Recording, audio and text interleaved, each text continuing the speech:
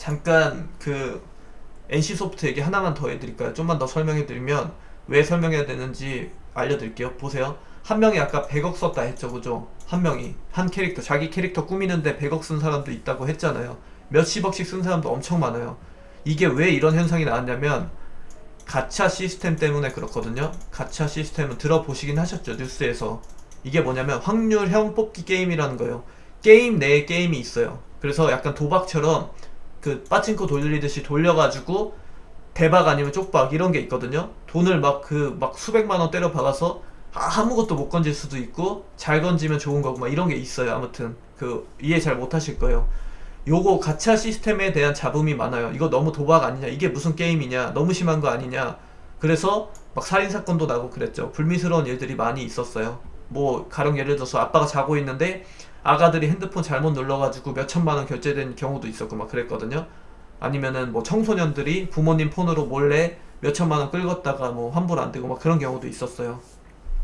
아니면 뭐 철 없는 성인들이 그냥 막 몇 억씩 게임 캐릭터에 투자하는 경우도 허다했죠. 제 주변에도 많고요. 그죠? 그래서 여튼 그 한국에서 정부 차원에서 이거는 얘기가 좀 많아요. 지금 노이즈가 좀 있어요. 그래서 제가 게임주는 정부 규제 한 방에 그냥 무너질 수 있으니까 그건 좀 조심하셔야 된다고 했잖아요. 그죠? 중국도 마찬가지예요. 중국도 가챠 시스템에 대한 규제가 계속 강화되고 있어요. 근데 이 검은 사막, 펄 어비스의 검은 사막 같은 경우는 가챠 시스템이 거의 없는 게임이에요. 그래서 유리했던 거죠. 그래서 1매출 30억씩 찍을 수 있었던 거죠. 근데 다만 이게 꼭 좋다는 건 아니에요. 게임사 입장에서는. 왜냐면 확률형 게임, 그러니까 꽝이 존재하는 게임 안에 작은 게임이 들어가 있으면 매출 규모를 크게 띄울 수 있거든요. 근데 가짜 시스템을 갖추고 있지 않는 게임들은 사실상 매출 규모가 거의 제한적이에요. 그래서 폭발적으로 늘어나지 못한다는 단점은 가지고 있어요. 요렇게 이해하시면 돼요. 게임 산업은 지금 모바일 게임 산업은 특히. 그래서 NC 보면은 아시잖아요. 그 리니지 M 가지고 제가 주가 4배 뛰었다 했죠. 20만원짜리가 100만원 갔다 그랬죠. 그 큰 회사가. 그죠. 그래서 아무튼 게임주를 볼 때는 메가히트 하나가 있어줘야 된다는 게 일단 필수고요. 그렇게만 보시면 돼요. 이번에 그 검은 사막의 판호 발급은 앞으로 한국 게임사들에 대해서 되게 긍정적으로 그 반응이 나올 수가 있어 보여요. 저는 넷마블도 많이 물어보시는데 넷마블 같은 경우는 그냥 이슈가 하나예요. 지금 리니지 2 레볼루션, 그게 지금 중국 판호 대기 중인 걸로 알거든요. 그래서 요거만 보시면 돼요. 요 이슈로. 근데 주가 자체는 저평가 영역이 아니라서 이게 되면 대박이고 안 되면 쪽박이어가지고 제가 추천을 안 드리는 거거든요. 넷마블은. 그렇게 이해하고 계시면 됩니다. 약간 테마주예요. 테마주. 지금 단계에서는 그렇게 보시고, 그 다음은 위메이드라는 게임을 한번 봐드릴게요. 자, 위메이드 같은 경우 뭐냐면은 여기는 하나만 보시면 돼요. 여기도 미르4거든요. 요 게임이에요. 요게 되게 지금 핫하거든요. 엄청난 기대작이었어요 이게. 그래서 지금 계약도 논의 중인 걸로 저는 들었거든요.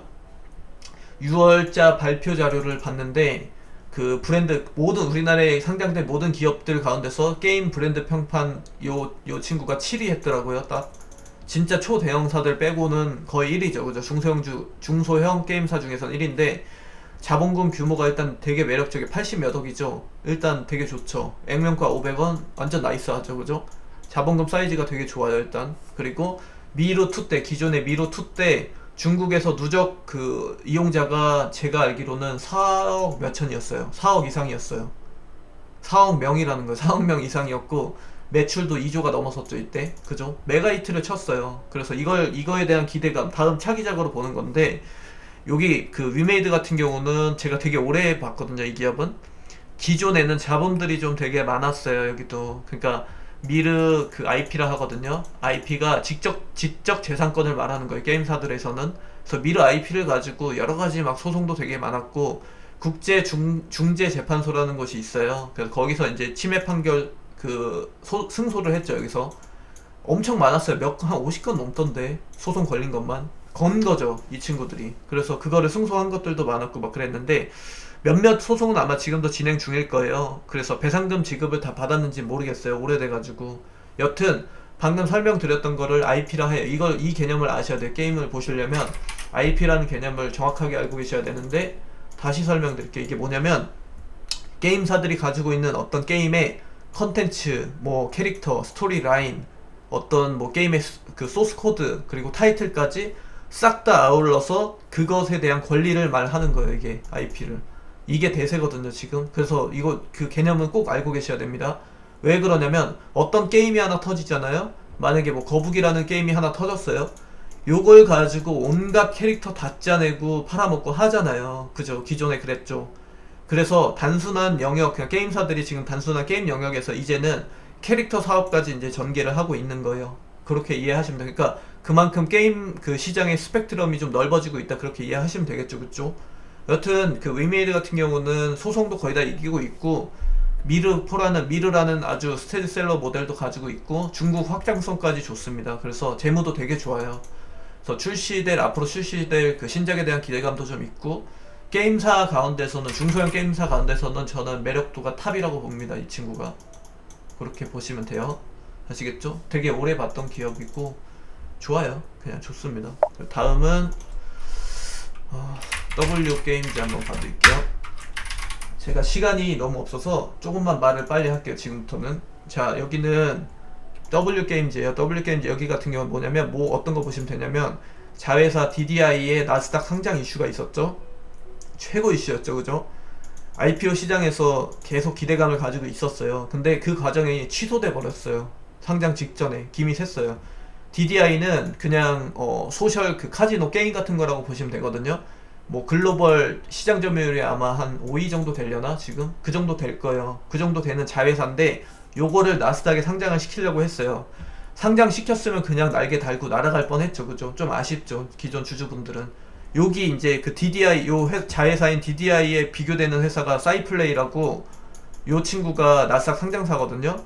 요 친구 사이플러스 코퍼레이션이라는 데인데 그 기업인데 잭팟 플레이라는 게임이 진짜 유명하거든요. 여기서 만든 그 플레이가. 근데 W게임즈에서 만들어낸 그 더블다운 카지노가 있거든요. 더블다운 카지노라는 게 있는데 그거랑 거의 평판은 비슷해요. 그러니까 근데 W게임즈하고 사이플레이하고의 시총은 2배 차이가 나요.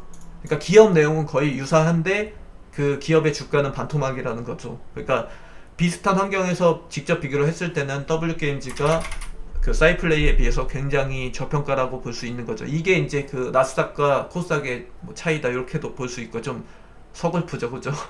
그래서 아무튼 그 DDI를 상반기 안에 꼭 상장시키겠다고 했었어요.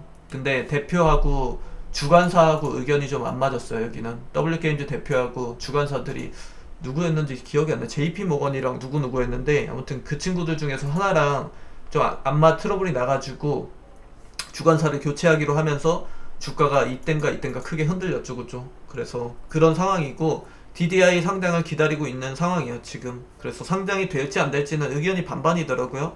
그래서 어디서는 절대 안 된다 하고 있고 막 그러는데 아무튼 로또 같은 느낌이 돼버렸어요 지금은 이제. 그래서 그냥 게임사 설명드리는 김에 생각나가지고 해드린 거고 한번 보셔야 되겠죠. 그죠? 그래서 지금 시간이 없어서 지금 빨리빨리 좀 할게요. 그리고 다음은 제가 이건 추천주로 되게 많이 드렸던 기업이에요. 웹젠이거든요.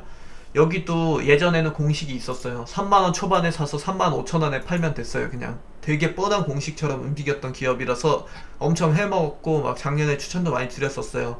그동안은 이제 뮤를 가지고 아까 말씀드렸던 지적재산권인 IP 영역을 늘리는 데 주로 집중을 했었거든요. 이 친구는. 근데 이제 곧 나오죠. 내일인가 모레 나오던데 신작 그 PC게임 그죠? 선클래식인가 그거 나오잖아요. 그죠? 7월 1일인가 2일날 나오죠. 근데 PC게임이에요. 굉장히 뜬금없죠. 제가 모바일 전개를 해야 된다라고 계속 말하고 있는데 갑자기 PC게임을 신작으로 냈어요. 그죠? 잘 모르겠어요. 뭔 이유인지인데 진짜 잘 모르겠는데 그냥 자신감인지 뭔지 모르겠는데 여튼 이 기업 같은 경우는 일단 재무는 되게 탄탄해요. 마찬가지예요. 연결 그 재무제표도 굉장히 좋고 지속적으로 영업이익이 늘어나고 있고요. 탄탄하게 가고 있어요. 뮤 온라인이라는 메가 히트 작품도 있어요. 이 친구는 뮤 온라인이죠. 그죠? 뮤 온라인 요걸 가지고 뭐 뮤 거의 그러니까 웹제는 그냥 뮤로 시작해서 뮤로 끝났다고 보시면 돼요. 뮤 하나 가지고 나스닥 진출하고 일본 수출하고 대만 중국에다 다 내고 필리핀에다가 그 다음에 미국의 그 현지 법인까지 가지고 있죠 지금. 그러다가 후속작이 망했어요. 그래서 후속작들이 싹싹 다 망해가지고 그걸로 좀 말아먹고 지금 전전긍긍했죠 예전에. 그러다가 다시 살아났는데 아무튼 막 그 과정에서 무슨 기업 인수합병 이슈도 있었고 경영권 그 가운데서 경영권 분쟁까지 갔었어요. 또 뭐 어떻게 한 해 만에 하면서 거기까지 갔다가 또 다시 자기 주주 회사랑 합병을 했다가 이거 소멸시키고 자회사로 또 올려갔다가 존속하면서 지금의 위치가 된 거예요.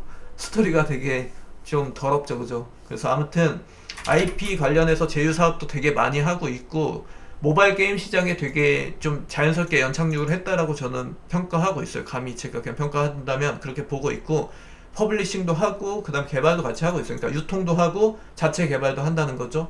국내외 개발사가 막 계열사가 엄청 많아요. 여기 한 6개, 7개 해가지고 10개가 넘는 걸로 알거든요. 여튼 뭐 그런 기업이고 재무는 당연히 좋고요. 일단 현금 흐름표가 진짜 좋아요. 나중에 이것도 설명드릴 건데 현금 흐름표가 되게 좋고 재무가 깔끔하고요. 외국인 지분율이 한 30% 되죠. 여기는 특이하죠, 그죠? 그리고 영업이익률도 나쁘지 않게 계속 꾸준히 나오고 있고요. 지속 성장할 걸로 보고 있는 기업이에요. 중간 매력도 이상이라고 보아요. 게임사 가운데서는 일단 지금 단계에서는 신작 기대감 가지고 딱 스윙 쳐먹기 좋은 자리죠, 그죠? 그렇게 보시면 됩니다. 그래서 그 뭐지 주주분들이시라면 홀딩 하셔야죠. 뭐